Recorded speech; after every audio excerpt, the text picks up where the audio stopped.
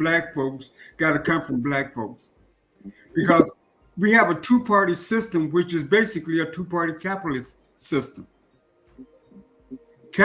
We don't have a, back in the day, you old enough to remember back in the day, the labor unions, black folks in the different working class tried to create a labor party.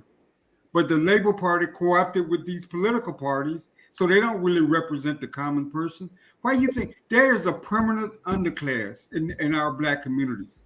And it's the underclass that Chuck talk about. And they've been overlaid so-called with this black middle class that come in with all these nonprofits that do just as much harm in many cases as the businesses that we're talking about, as the two-party system that we're talking about.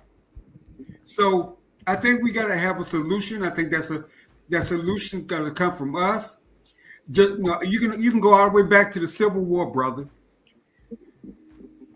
Rather than deal with us, it was Abraham Lincoln that proposed creating send all the Africans back to Abraham Lincoln because he didn't want to deal with Africa, right? Right. So I think black people, I think the masses of black people, and I don't mean the black middle class, they may be too far gone.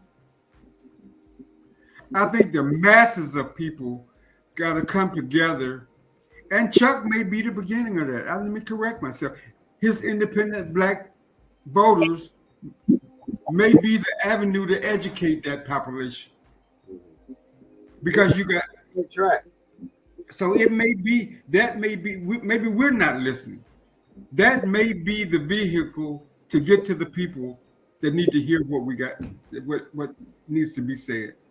I brought up some details about what you just said. I mean, you said the government's role, the capitalism, the colonization, the markets didn't do it. I mean, it's the incentives that the government give to businesses to set up in our neighborhood. And the businesses that they give the incentives to for black folks are businesses that we don't need, that we don't want, that take advantage. We don't need no club, no more damn beauty shops, and no more barbershops. We don't need that. I mean, we're bigger than that. I don't see black people doing very much anything. They're trying to do a business. They're trying to add something. I give black people credit. They're making do where there's no do. I mean, they're setting up businesses when there's no resources to set up business. And what bothers me the most is when they set up organizations, the nonprofits, like you just said, to come in and assist in getting people the money to set up the businesses, they fuck them. And this is exactly what they see. They set up something like the San Antonio Road for the East Side. They didn't hand it out these little $10,000 bullshit store grants. But here you are, a brand new business trying to get off your damn feet, and they saying you got to show me $10,000 for us to give you $10,000. And then they take it a step further. You got to show me the receipts you spent already that account for $10,000, and it can only be on what's out front of your store. And I mean, they put some really bullshit stipulations on the dollars, and nobody wants to fuck with it. And that's where the bullshit. Huh? I guess in a country like America, and I'll ask you this question, Brother Bay, because I like to hear your thoughts. What should a black community, a thriving black community, look like in America? A thriving black community, in my should it mirror a thriving white community? I mean, I'll tell you what I think. I think a thriving black community should be the black community with a black bank, a black grocery store, a black retail store, a black warehouse store. I mean, black services. I thought about something yesterday. The oldest black business in San Antonio is Brown Air Conditioning Company.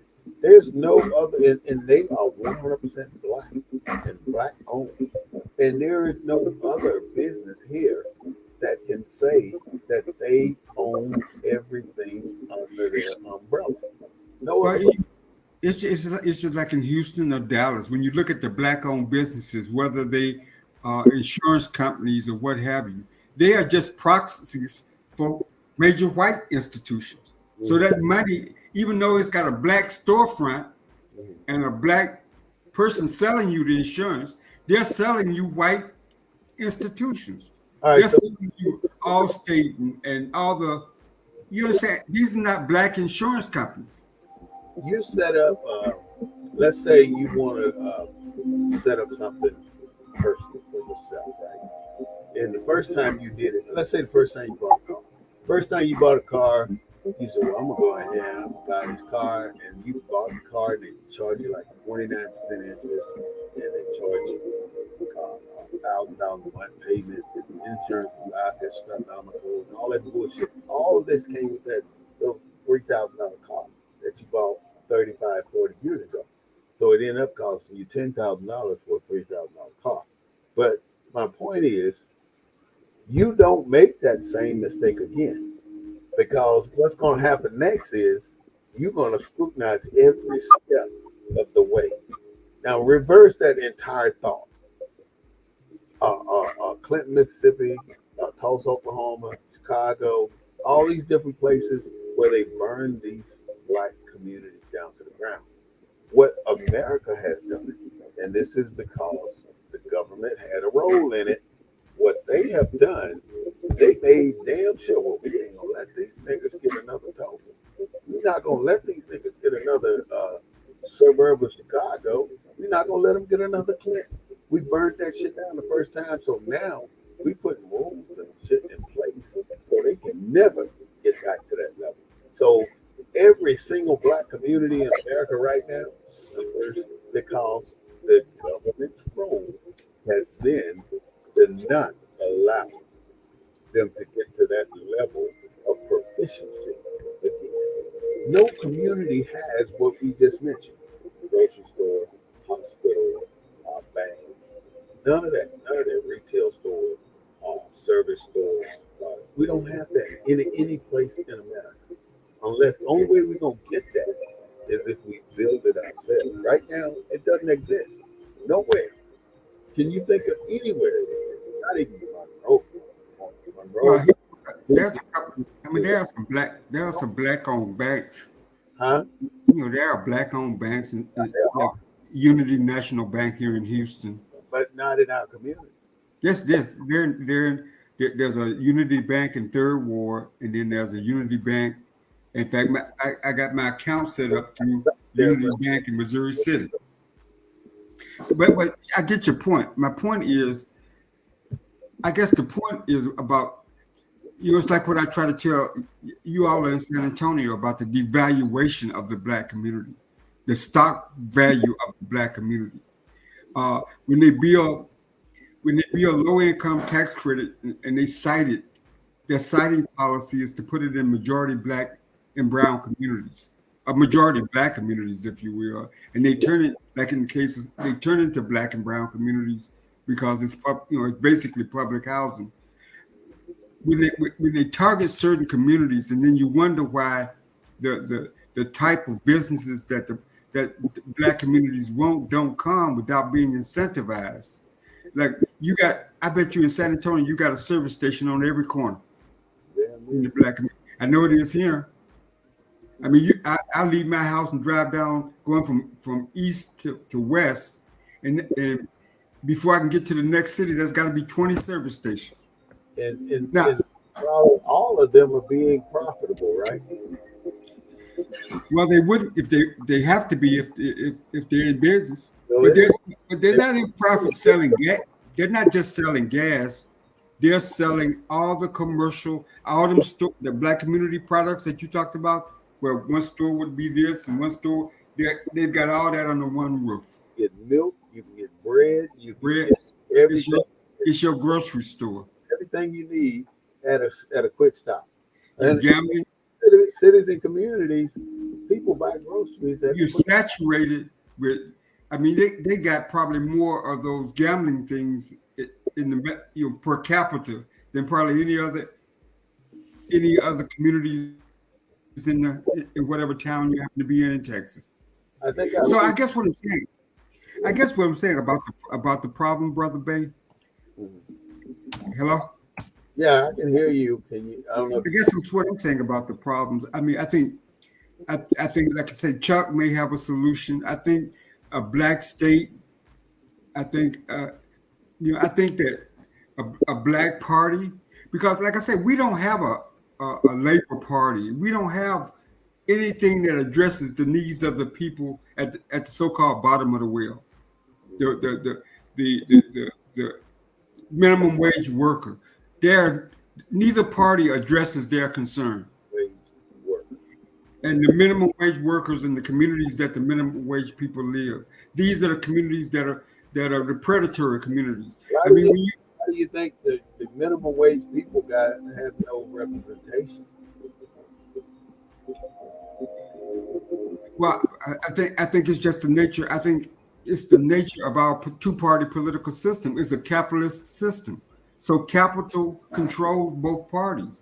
The Congressional Black Caucus is part of that two-party system. So you They said are there to represent the black community, only but the haves have a say so in the government of this country. but they need money. I mean, their attitude is black people gonna smoke, drink, and gamble anyway. So why not take money from those businesses, from the payday lenders, from the high cost furniture rentals, from the liquor stores, from the convenience stores.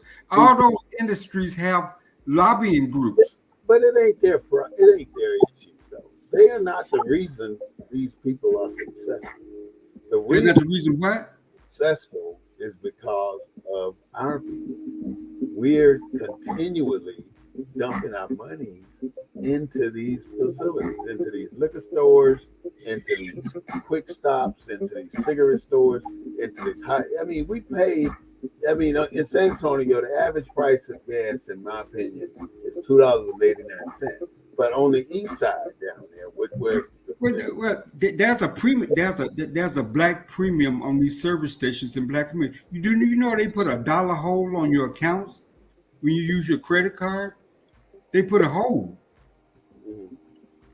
I mean, If you when they put that hold on there, what are they doing? I forget how much. I forget how much it was, but they put a dollar. Right. They put a. You remember most people. I've sit in one of the black communities and watch people come in and buy gas. It's in the black community. It's still a cash transaction.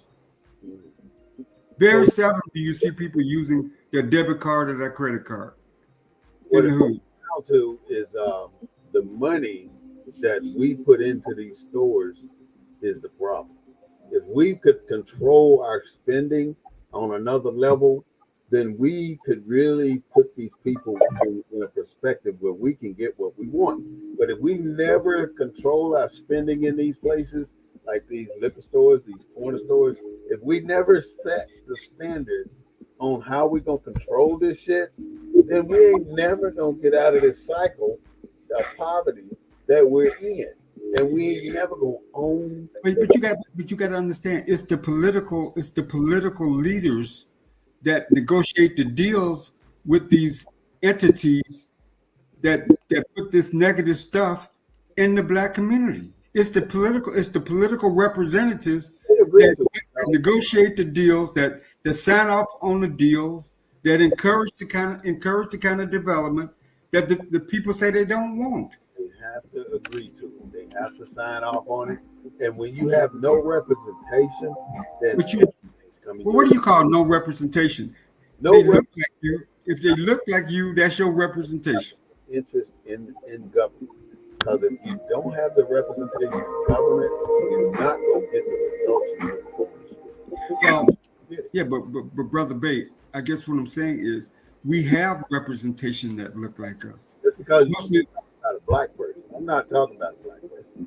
I'm talking about a person that's considering the interest of that geographical zone you might reside in.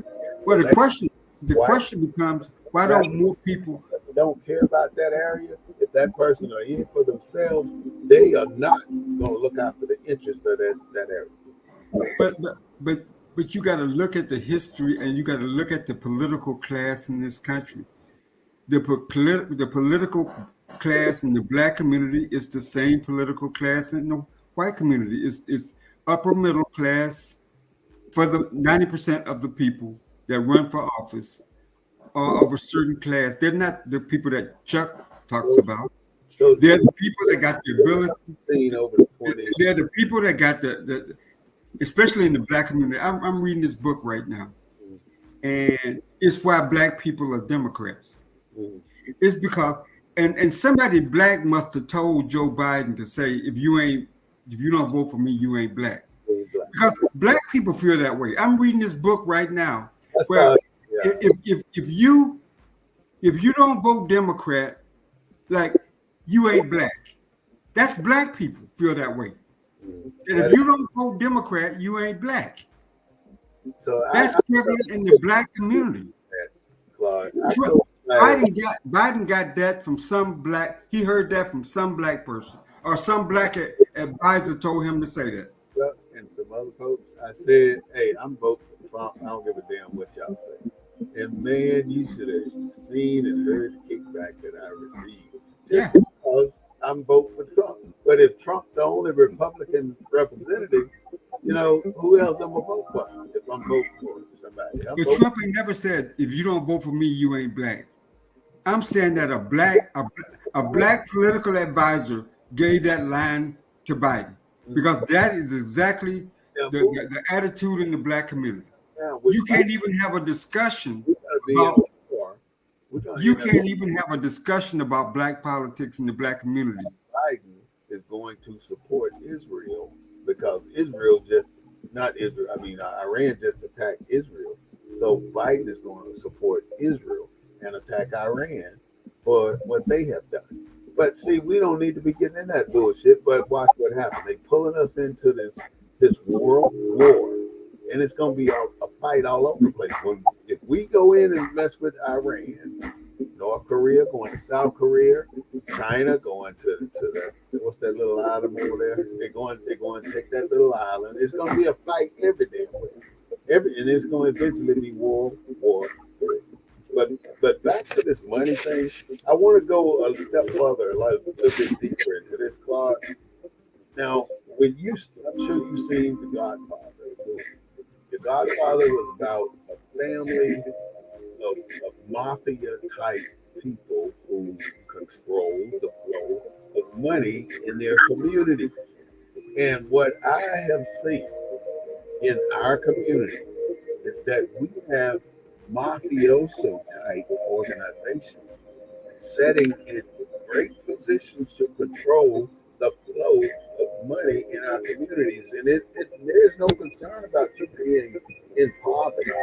What the concern is, you can be in poverty, but you still should be able to give me your money. And that's what's happening. Even though the richest thing in our black community right now is the black church. Every black church is richer than the neighborhood it's in. And because I'm saying that because they're taking they're obligating these people to pay their money in tithes to the church, and then they're taking that money and they're giving these mafioso people that orchestrate themselves as leaders in that church. They pay these people to take money from the rest of the people. I mean, what are you paying them for, other than to take money from the rest of the people? I mean, are you paying them for a building? Are you paying them for? I don't know. What are you paying them for? I don't understand. You mean the church? No, you're paying a person to tell you if you don't pay, you're going to hell. If you don't pay, you're going to die. If you don't pay, you leave. You know, if you don't pay, my message will never get to you. Well, there's always been since the beginning of mankind, there's always been somebody to tell somebody else what to do. How can they tell you to give me your Always. Money? So I can't walk to a group of people and say, just give me your money or else. Well, I mean, for them to make you give them your money. I mean, we tell people how to vote. We tell people how to think, and maybe it's times 10 in the black community. Maybe you can multiply that times 100. Why do we subject ourselves to those type of leaders? Why do we give to that? Why do we allow ourselves to be out there like that? To give everything to a man standing up there that as evil as they may come, we give it to them, our souls, and we expect something in return, but we die not getting a single thing from that experience. But we've given to that, just like this guy was saying, his grandmother and his grandfather been paid into a church for 55 years. And the current pastor said, we don't think we're going to be able to bury your grandmother here. You know, dude said, I'm going to burn y'all shit down if you don't bury my grandmother here. He done paid in it. They done paid in it for the last 50, 75 years. And you saying you ain't got time to bury this lady? You know, you're not getting what you're paying for. You shouldn't be paying for that pastor. Well, you know, the irony about that type of fraud is nobody's been able to come back and say we paid all this for money for nothing. I didn't get to where I needed. The pastor told me I was going to go if I paid my tithe. Because I mean, afraid. People are afraid, so afraid right now that they will not say that Jesus ain't right. They're afraid. They're scared to a level where they are afraid to say Jesus ain't right. And they think they're going to hell if they say that. A lot of people think they go to hell if they take the picture off of it. How the fucking picture get up there? You put it up there, and now you're afraid to take it down because you're gonna go to hell if you do. You're gonna go to hell if you don't pay tithes. You're gonna go to hell if you don't put money in the building fund. You're gonna go to hell if you don't take your rent money and spend it at the church. Because Brother Bay, we've made it this far by faith. It's ingrained in the Black community. Faith brought us to this level. I agree. Right. And so we got here. I mean, we have there's a certain anatomy of being of a Black person. I love church. I still love my church. I grew up in a church with no more than 100 members, and the church was the church. But we got families in charge of the finances, and it's almost like they orchestrate themselves into these positions so they can be in charge of a particular portion of the church. But see, one of the things that you're overlooking, and I think is key to this discussion, is the impact of integration of our communities, and you know, just like the strategy of integrating into the integration as a strategy has not worked. Oh, hell to the no. I agree. It ain't working. But it's a philosophy. It's allowed others access into our spaces that we once had control over. Yeah, we don't have control over our own spaces anymore. We can't even control what comes into our spaces. What's talking about when you say spaces? So integration has not been what it was built to be. Oh, yeah, I agree. As a strategy. But what space are you talking about? Well, I mean, look at the map you put up every week. I mean, those places existed before integration. Show me a similar map today. You want to see that map? But show me a similar map post integration.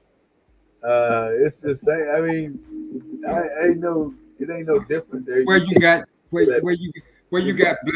got communities that's got Black banks and grocery stores and show me anymore. You cannot show that many places where Black people dominated their community. You can't. You know what I mean? Integration eliminated 90% of this map.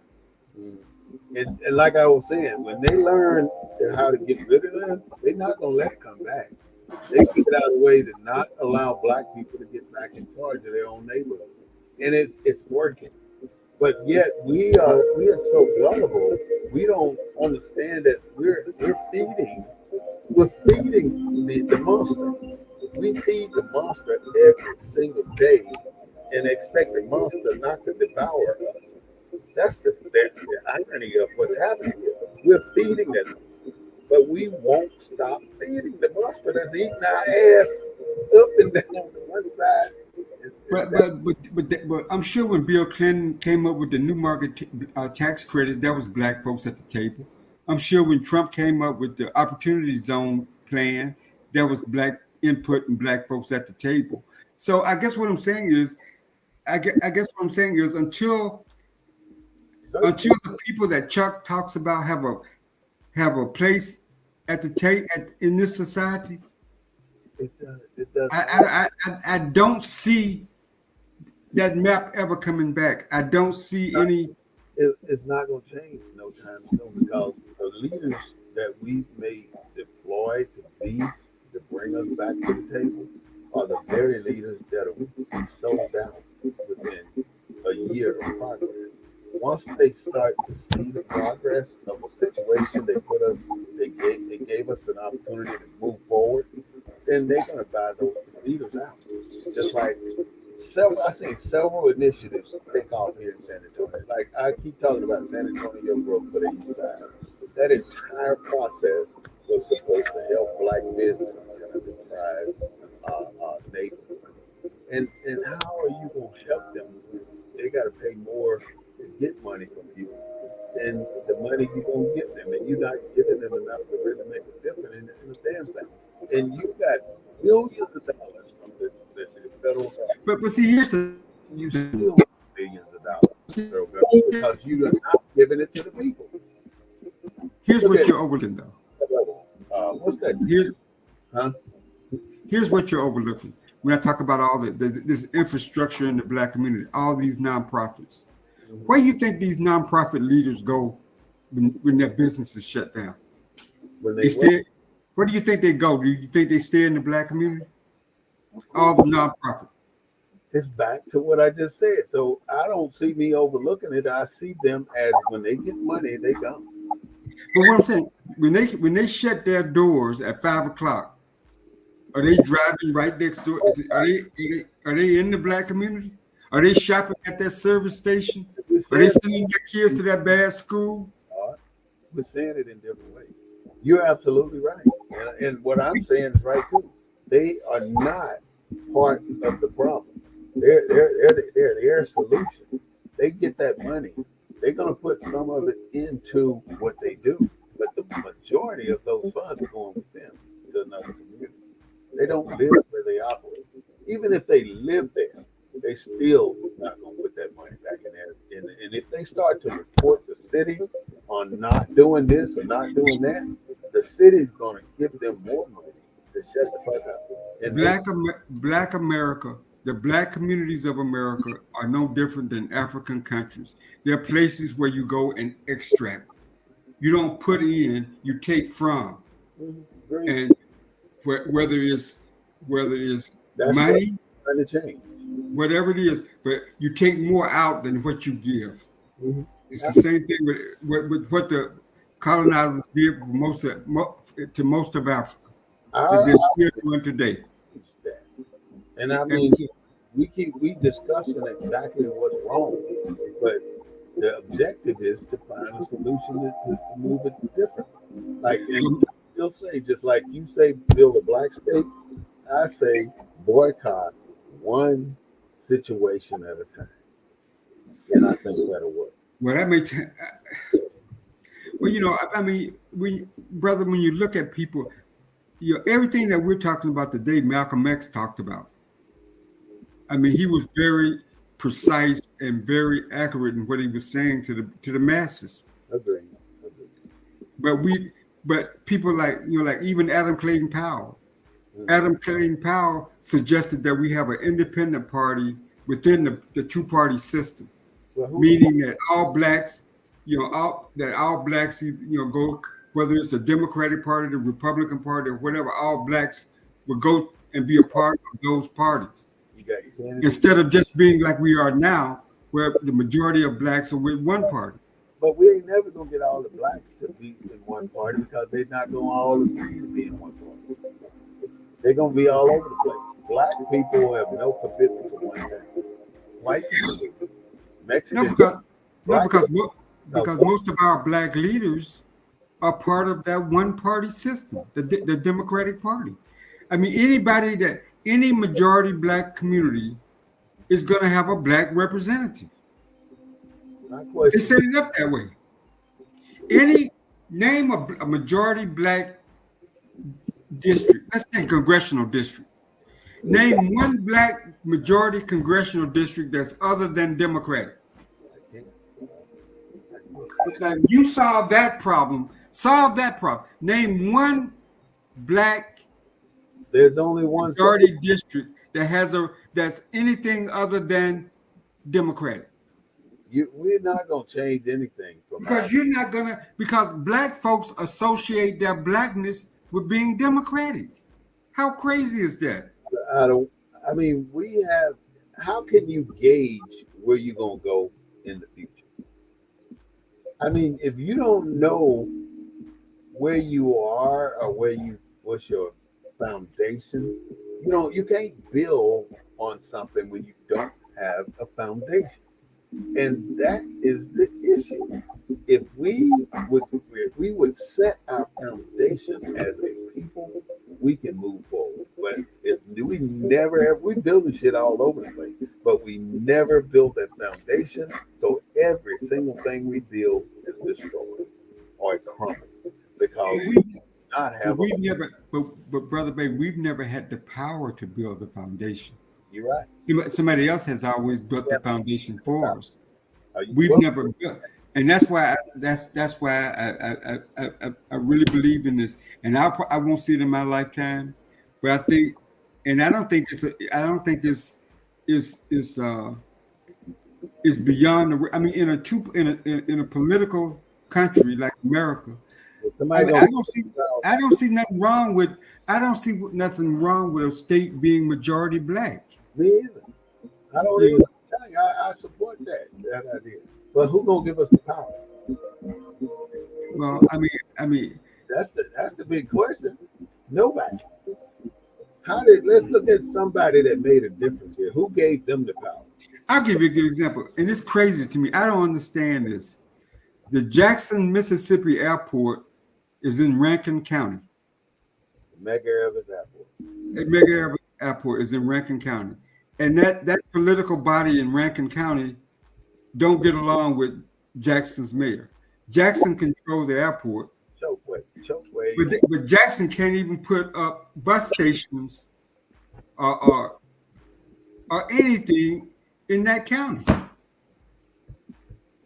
And they own the airport. They can't even buy the land around the airport. No, they can't. They can't even get a garbage contract signed. And that's the water system to pay. Think of what Jackson could do if Jackson was a majority black state. It is though. It's 92% black. No. It's a majority black Democratic state. Mississippi. It is not a majority black population state. It's a majority black Democrat. You got one Democrat that represents all the black folks in Mississippi. Yeah. His district goes from one end of Mississippi all the way to pick up every black person there. Did the investigation of I'm just saying that we, in fighting for our political rights, we thought that having somebody, for 56 years, we've had people that look like the people on the screen. Mm-hmm. And we see it ain't working. Yeah, that's what I was saying earlier. I don't think it's got to be a black person that lead us to the. But you go and convince a black district anywhere that they've carved out for black folks. Find a white person, black people ain't voting for no white, and they ain't voting for no Republican. They ain't voting for no white person now I take that back. They did in Memphis with Cohen and that second congressional district out of Memphis, and that's majority black. And that district had the first black representative, followed by his son. I can't think of the name, but you know who I'm talking about. And now they got a white person, Cohen, that's over that district, and that district is 97% black, but yet he can't join the Congressional Black Caucus. anybody that goes into a political position But think about that. He represents the blackest district in America, anybody that and goes he cannot join the Congressional Black Caucus try to be pro-black and to support a black agenda will eventually be ostracized or Brother Bay. He represents the blackest district, congressional district in the country. who? Cohen. And He how many can't. times has he been reelected? He can't join the Congressional Black Caucus. Has he been reelected? Yeah. He can't join the Congressional Black Caucus because he's black. So the Congressional Black Caucus got Because he's not black. Because he's not black. black. I'm asking. And if let's just say you're a Republican, Brother Bay, and you got a majority black district, you can't join the Congressional Black Caucus because you're a Republican.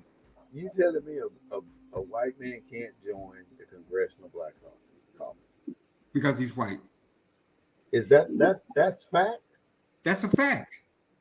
Why can't a white man join A Republican can't join the Congressional Black Caucus. a black Republican? A black Republican cannot join membership in the Congressional Black Caucus. The Congressional White Caucus, right? Or do they have one? They don't have. You don't need. I mean, you don't need a Congressional White Caucus. They got a Hispanic caucus. They got a Asian caucus. You got to be Hispanic to join the Hispanic caucus. I don't think they care whether or not if you're Republican or whatever. Asian caucus, they don't care whether you're Republican or whatever. Only the Black caucus. If we put a black person, any black person, in charge of anything that help us out of a situation, we end up going deeper into that situation because that black person is going to be annihilated, he's going to be paid off, or he's going to be incompetent. Just like look at what they were trying to do in Georgia. They're trying to put Herschel Walker into a political position to lead people. And they would have had the biggest fun that they could ever find. And they put so many black people like Clarence Thomas in positions to do their dirty work. And these are the very people that will turn their back on who they actually are because of the money that they receive. Now, Clarence Thomas got paid. He received billions of dollars. And look at who he hang out with, one of the biggest billionaires in the country. Who? I don't know the guy's name, but he was all over the news like 6 months ago about him and how he was getting all these gifts, how him and his wife was on the yacht with this billionaire and receiving gifts and trips and all this other stuff from this billionaire. But it all went away because the news media are bought by the rich and powerful as well. They only report what they want. Let me clarify some on there. I said the 2nd Congressional District. He's with Steve Cohen with the 9th Congressional District in Memphis. It's 97% black. He's a white Democrat. He can't join the Congressional Black Caucus. Now, Neither can Tim Scott, who represents South Carolina. You know, he represents a lot of black person as a senator. He represents half the state. You got 2 senators. So whatever the black population there, when they divide it up, he represents half of them. Or he represents them all. He can't join the CBC. Back to no money in the hood, right? What do you know about this commercial red line? What do I know about what? Commercial red line. When they don't allow black people to open businesses in black neighborhoods. Well, I know about residential red line. That's been outlawed. I don't know about commercial. I do know this. I do know that the reason why you see a lot of Hispanic and black businesses in black communities, it is easier for them to get commercial loans than it is for black folks to get commercial loans. That's a fact. That's what I was thinking about. Now, I dealt with the Small Business Administration for a couple of years. I mean, I was back then they were getting you certified as a type of business. So I was in class. Yeah, you had businesses, so you know firsthand. I got all those certifications as a black own business. I had met every single criteria. And then finally, here comes a contract that I'm qualified to win with no competition. And I put in my bid for the contract and it was perfect.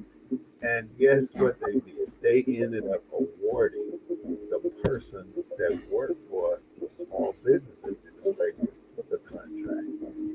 Well, I mean, you're not alone. I think the guy over the business group for Texas, less than 2-3% of all the government contracts go to African Americans.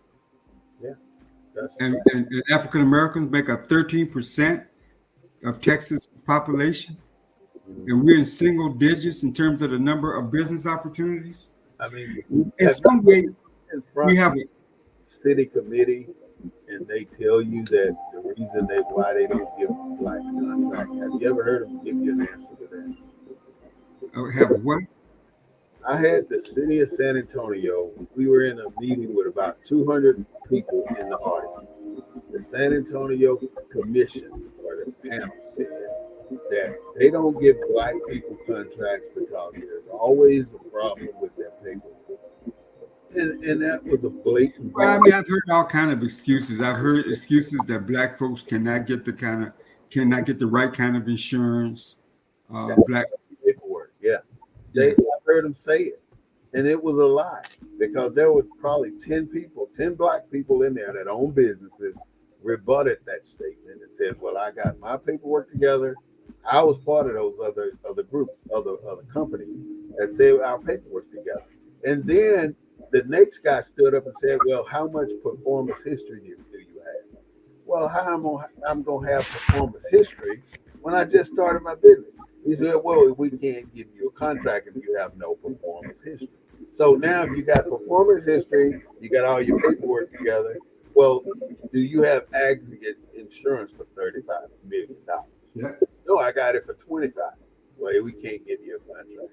They always move the goalposts when black people start to qualify for everything. They move the goalposts. But I'm concerned with this commercial redlining where they always will give Chinese money to. Let me ask you a question. Is that something that the politicians have addressed, commercial redlining? It's obvious. Like I said, redlining is outlawed. I mean, yeah, it's a lot of things outlawed that they still do, but they do in such a way where there's loopholes in everything. And when they make a law, there's a loophole to that law that they know already, and they share it with the people that they're lawful. Some of their friends, they lobby. People lobby for what they really want in America, and those are the people who make the changes in the government and the way it operates. Nothing happens without the lobbyists. Nothing happens without the big. Well, look here. When you have the Texas legislature in session, and you got 200 or 300 legislators, you got so many in the Senate, so many in the House, and then you have 2,000 or 3,000 lobbyists. And none of them look like you and me. Everyone. That tell you right there who's writing the laws and who the laws favor. They're all paying money. No, they got a commission because most of the legislatures, most of the legislators that we elect are not business people, never owned a business. They're not educators, never educated a child. They're not writing the laws. The lobbyists and the special interest groups are writing the laws because they're not smart enough to do it. Not only at the state level, though, it's at the federal level. You can multiply it 100 times down at the federal level. And then when you look at the 57 members of the CBC and the pressure that they're under to write laws to favor those very businesses that started off this discussion. Well, I want to ask you notice something. Have you noticed on every new shopping center that's coming up, the first business in that shopping center is a nail shop? Have you noticed that? like I said again, it's a proven fact. I read a study that Asians is it's a lot easier for Asians to get business loans. They're viewed as more trustworthy. They're viewed as a lot of the because a lot of lending is based on not so much what they see on paper, but what they believe in the person that's sitting in front of them. And if they believe a certain things about a certain group or a certain group of people, you can find a reason not to give them the loan. I mean, and so Asians are viewed as more trustworthy, more hardworking, more dependable. You know, all the attributes that tend to make a person want to lend money to. And sadly, man, I mean, society has done a number because we don't control how we're viewed in society. Even when you look at the black media perpetuates the negative stereotypes because that's the only way they can sell something. They got the same buffoonery kind of programs on run this and so our portrayal, even though this ain't back in the 16th, the 19 early 1900s or even right after slavery, we're still portrayed as the worst citizen in a society with the worst habits, the worst traits. I mean, look at how we portrayed on TV. Look at the cop shows. I mean, do the cops have a patrol in white neighborhoods That's a on good. the cop shows? Look at first 48. Yeah, first 48. I mean, Tulsa can't be that big, but every crime is in the black area of Tulsa. Always. Yeah. So if you're bombarded with these negative stereotypes, the people that run the banks, the people that hire, come on. You grew up in Selma, right? Uh-huh. And y'all had stores, right? What kind? Who Wait a owned minute. If I took you back 10 years old? to Selma, if we went back to Selma, like I hope we do, When I you could tell you we had first class amenities in terms of uh, uh, parks. We had pools. We had go, a swimming pool. We even had train rides. when you were Black, when black, you were a kid now, right? when I was a kid, black hotels. Black hotels. Uh, We had that whole infrastructure in your city. in the city. And now when integration came, we lost the education system that we controlled, that we from principal on down, we controlled it. From superintendent on up, the white folks controlled what they had to teach, but they couldn't control how they taught it. You had And black grocery stores. huh? That you have black grocery stores. But one thing that we didn't have was a whole bunch of liquor stores. We had black grocery stores. That was a black grocery stores. We had black convenience stores owned by black people. The hotels were right by the park, which was a throw from our house. And so the black community had. Now, did we have the good infrastructure until integration? No, because the city, you can drive the towns here in Houston. I mean, in Texas, not too far from Houston. You driving down the street, you get in the black community, the streets get narrower and don't and are not even paved. Right here in Texas, today, the people ain't getting their value, their full value. We still having those arguments here in Houston. So what I'm saying is, black folks had because black people had to depend on black. They were free to before integration. They were everything that you said.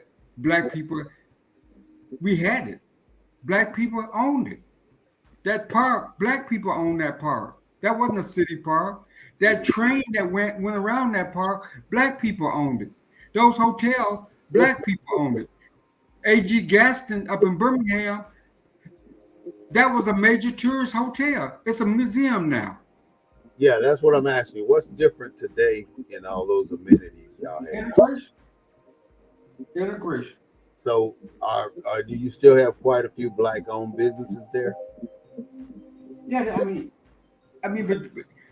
but Walmart and ran most of those away. I mean, you got one of the biggest Walmart supercenter, and the hurricane came straight over Walmart. We live out there by Walmart. Came straight over Walmart. Didn't touch Walmart. Destroyed the family church. Destroyed our house. We own like 3 or 4 lots and a couple of rent houses. Destroyed the house that I was born in. Just completely took that. I mean, that's just an empty lot now. We had it completely taken down. And but Walmart's still there. The mall, Walmart ran the mall down. The Selma Mall used to have a lot of black businesses in there. It ain't nothing but a ghost town now. It's right next to the Walmart. So Walmart decimated the businesses. Now, some of the white businesses that were white back when we were growing up, like Rexall Drugs and stuff, well, we couldn't even go. We used to have to walk past Rexall Drugs. Couldn't even shop there. It's still in business. But you can shop there now, I bet. Oh yeah, we long since shopped there. But when I was growing up and going to school there, we couldn't go in there.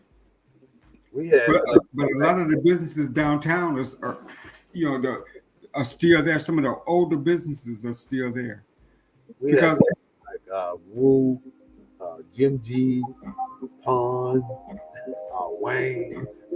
All the Orientals owned every store on the strip, and then there was a couple of white stores there. But we had no stores in our little town when I was growing up.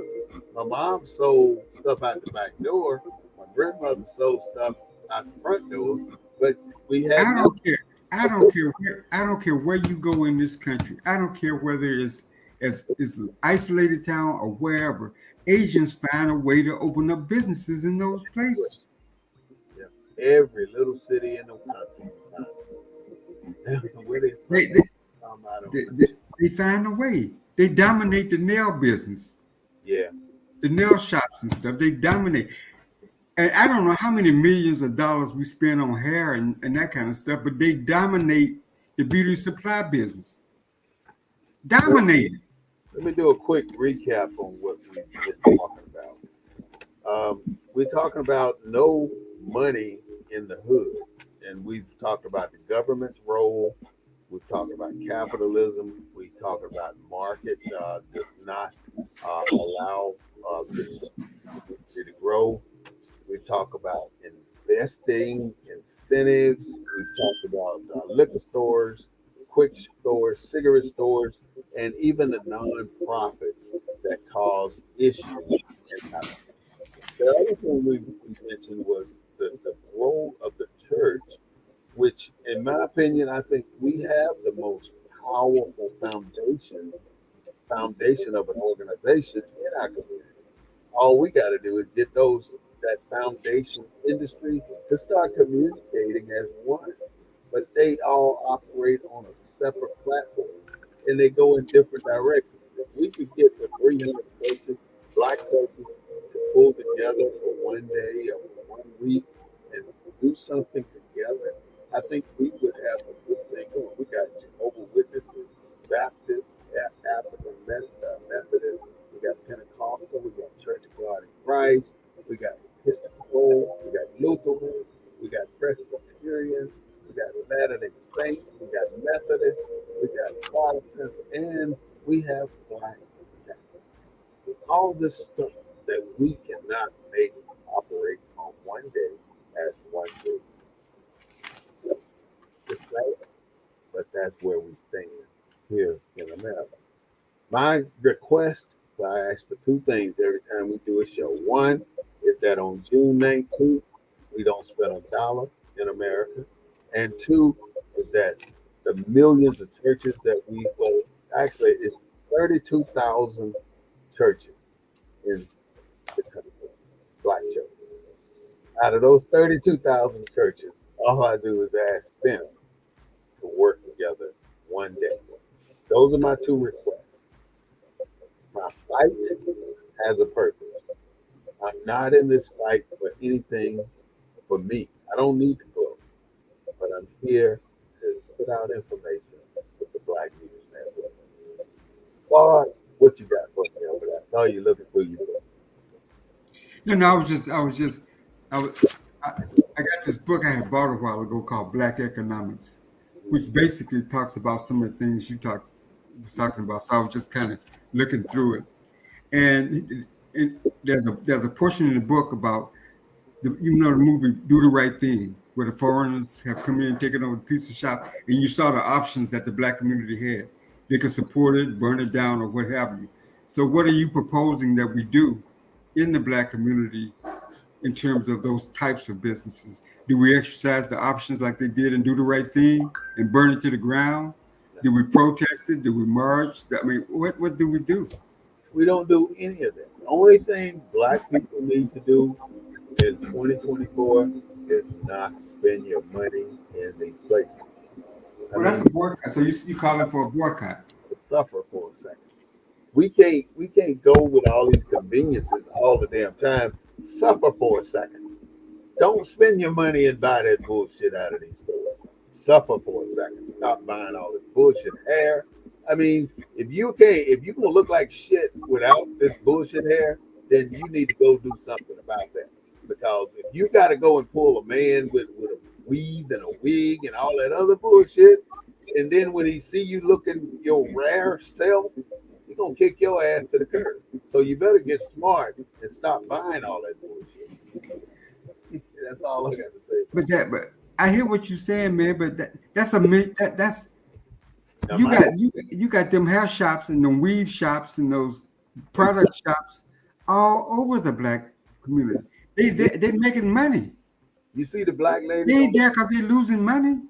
You see the black lady doing the news. They The all what? got weed. Oh There's yeah. a natural ones on there, but 9 out of 10 of them got a weed on. I mean, it's so many. You know, my wife don't have no weed, but I get your point. But you can't tell the difference no more. I mean, black women seem to have adopted the European beauty standard, and you know, I mean, I don't see no Afro wigs for sale in those beauty shops. Do you ever see any? I don't see no natural hairstyles for It's sale. about the foundation. It's about a foundation, man. But you know, society won't let you succeed if you don't try and comply to some of these things. So believe me, black women, I get it, and I respect your decision to wear weave and whatever else. Because if you didn't, you probably wouldn't get the breaks you have gotten today. Because some people use that as a reason not to give you your just due. So I understand that you have to do it sometimes. And we have to adapt the European concept on so many different levels in order to make it in the United States of America. Otherwise, we won't make it. We have to accept some of these things in order to get where we need to go. And I accept it. Well, you know, I'm Don't gonna have be, I'm anymore. gonna be, Do it anymore. I'm gonna be honest with you, brother. It seems like Black America, and I'm gonna say this because my wife, she's got my daughter in Jack and Jill, and she's an AKA, and all these so-called privileged groups. But it seems like in the Black community, there's no you. It's everybody for themselves. There's no more So, unity. You know, it's like all these groups were formed in the height of segregation, so that they could give their children the same advantages that they saw other children had. That's why Jack and Jill was created, and all these top ladies of distinction, and all these various groups. But what they've done is they've separate. They were created with good intentions, but they have but because of the financial aspects of being a part of it, there's unintended consequences in terms of our own community and how those social groups are viewed. I don't care whether it's Masons, the fraternities, the sororities, the different groups like Jack and Jill, Top Ladies. I mean, you name them. There's a plethora of them. But it seems like what they've done is They were all created to mimic what black folks didn't have, and now they exist as some kind of barrier between what the people Chuck talks about and them. You understand what I'm saying? It's you Yeah. know, But you, I mean, they raise money. I mean, they raise money. They give it to good causes and stuff like that. But I just think that integration. It's like back in the day when you was growing up in Mississippi, and I was growing up. I lived next door to the teacher that taught me at school, to the dentist that we went to, the black dentist, to the black doctor in the same neighborhood. We all went to the same schools. So you learn from all of that. You learned the value of education. You learned, I mean, you had to behave because your teacher saw you at other places. We have integration basically has segregated the black community because the people that Chuck talked about and talks about, they don't see that anymore because none of those people live in those communities anymore. They did when I was growing up. You saw people, black business owners. You saw your black educators. You saw you now like right here in Houston. Like I tell my wife all the time, she teaches at a school that's majority black. But at the end, when that bell rings, them teachers going to the white communities. They're not. They don't. Them kids don't see them until Monday morning. yeah, they know nothing about it. They know nothing. They don't. They can't mimic. Now they may see them at church if they go to church, because that's one place that American society has not really been able to integrate. That's the black church. We'll go to the white church. Today's church is so different from church. We'll go to the white church, but ain't no white folks coming to the black church. Why is that? Well, you need to have a show on that. Church today is nothing near what it was when you and I But were. why won't whites go to a black church? We go to a white church. Because we want to assimilate. No, it's got to be more than that, my brother. Why do we Assimilation is the furthest thing from their thought. Why don't we go to Joel Osteen Church and pay Joel Osteen, who makes $50-something million a year, We and want tithe? to assimilate. We want to not be known as black. We want to be known as American. We forget we don't have a foundation, and until we develop that, we are going to be lost in the wilderness. Now that's what God said. We are going to be lost for a long time.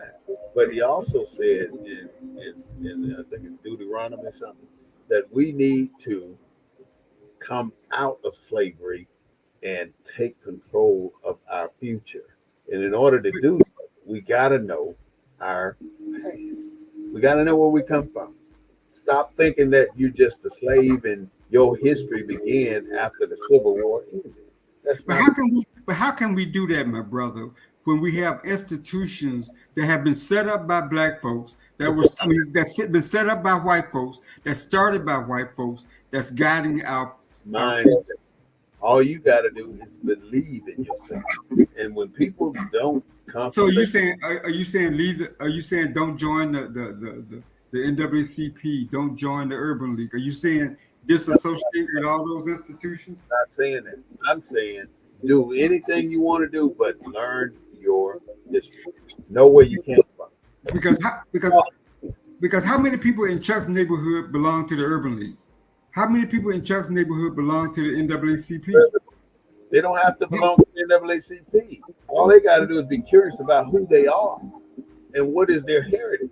I talked to a Mexican the other day, and he could take me back over 600 years in his family tree. I don't know one single black person other than Alex Haley that can take me back past the 1900s. Do you know? Well, I can do my own family's tree, but I can't go beyond that. I can't go beyond that family's tree. I can do my mother, my father, their brothers, their sisters, and I can do my brothers and sisters and their siblings. What's the year? I can go back to 1897. I can go back to the 1800s, but I can't go any further. 1880s, 1890s. But Well, as far as we can go, a little over 100 years maybe. right. But we can't go that far. Give me a black person that you know that can tell you 300 years of history. Nobody. Because we never take the time to figure it out. And I bet you every white person you know can take you all the way back to slavery. Yeah, but brother, what I'm saying is, it's like, and I talked about this. Franz Fallon in his book Black Skin, White Mask. I think in American society, just like in French society, just like wherever African Americans have been colonized, where their culture has been taken over, there's an inclination to try to be white, try to be European, try to be French. And that in and of itself separates you from your own identity, from your own people. Right. Because the more you are of the other, the less you are of yourself. We got to reconnect, man. That's all we got to do. But we don't want to. But I don't think that I don't see no. I don't see a reconnection at that level. I don't see a reconnection at Chuck's level. I just don't see it. I don't see a reconnection with the people that he keep talking about that need to have an independent party. I don't see that connection. Reverting, I don't want people to think it's about reverting to another type of person. All it is a mental thing. It's about knowing your ancestry. It ain't about converting to your ancestry. It's about knowing your ancestry. Well, I don't think that there's nobody here that don't know that they're black. I don't think it's reconnecting to your blackness. I think it's reconnecting to. But when you've been told that everything that's black is bad, and everything that's good is white, so the closer you are to white, the better. What do they call it? You've been indoctrinated. Yeah, but that's true all over. But that's true. That's true in Europe. That's true. I mean, when you look at the skin cancer, easy too, right? But you know, as well as I know, melanated skin can take to something. Their skin, that's why they put this skin cancer so damn deep, because they can't take the sun. We can't. We don't need no damn sunscreen, but you see black folks run around with sunscreen. But on a realistic basis, my brother, what do we do in this society to reclaim our identity, our sense of self, how do we reclaim that? One thing is the desire to know your ancestry. I don't know how else you can make that statement. If you don't know your ancestry, you're doomed to fail in your future. You cannot build on saying. You have to build on a foundation. How you going to build yourself and your legacy with your generations to come if you don't have them on a foundation? Put your family on a foundation, and I guarantee you, we will overcome. And then you hear somebody walking singing that. What's that song? Say the Rats Like Me. What's that song? You know that song? One that says, "Say the rich like me." What's the name of that song? The spiritual that we always sing. You don't know it? I probably do. I just don't recall it right now. You know what song I'm talking about. Right. It says, "Save a wretch like." Oh yeah. Rich. Have you ever looked up the word rich? I've never seen it. Because I think we're alone in a rich. I ain't never rich. You're breaking up. And then once I pull it up,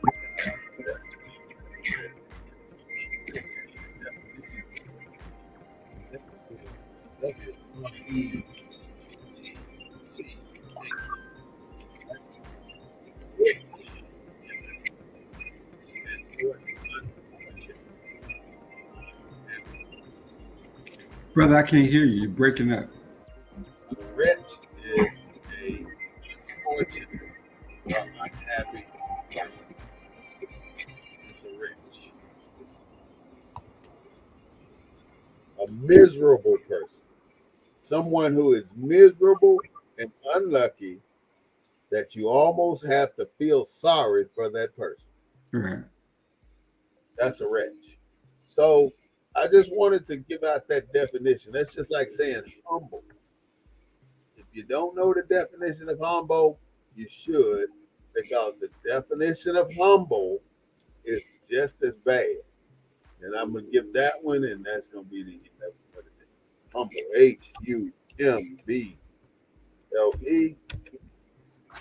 Humble. Let's see. What is humble? Humble. Having or showing a modest or a low estimate of one's own importance. Having or showing a modest or low estimate of one's own importance. I'm not humble. I cannot be humble, and I'm not going to be a wretch. So they done taught us to believe that this shit is what we supposed to be, and I can't have it. You have to, they make it sound so beautiful when they give it to us, and we walk around accepting it without challenging what they taught us. We're not African American, we're not Negro, we're not colored. We have an ancestry. You can't give us that. You know, why do you have all these other people? They didn't give it to us, we gave it to ourselves. Yeah, we can't do James that. Brown said, I'm black and I'm proud. God made people Korean. God made people Chinese. God made people Japanese. God made people African. God made us somebody other than a Negro. And we're not Negro colored, chocolate, or nigger, or whatever else they call it. We're none of that. But we accept that I'm an African American. No, the fuck you ain't. I'm a black. No, the fuck you ain't.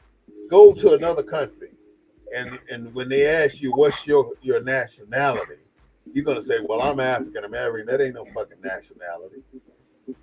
I'm black. That ain't no nationality. That's all I'm saying. Learn your history and you'll know. Anyway, this has been the Black News Network, the real voice of Black USA, broadcasting on No Money in the Hood. This myself is Walt Smith, and the co-host is Mr. Claude Foster. We'll be here every Sunday at 3:30 p.m. giving you the truth. So I would like you to tell us what you want to talk about next week. You got an idea or anything on your mind? If not, we'll come up with something. Now we'll come up with something. You got me. Okay, that's good. I think. I mean, we could. We got. We can talk next week. We got an election coming up. I'd like to continue this talk about black folks and their affinity to the Democratic Party. Okay. I think Why that would be loyal, right? Okay. Hang on for a second. When I come offline, I gotta talk to you about something. All right. okay. All right. All right. Thank you so much for listening to the Black News Network. Again, this is Ward Smith, your host, and if you notice, yourself. Welcome to the Black News Network, your source for news from a black perspective. We're here to cut through the noise and bring you the unfiltered truth. No sugarcoating, no spin.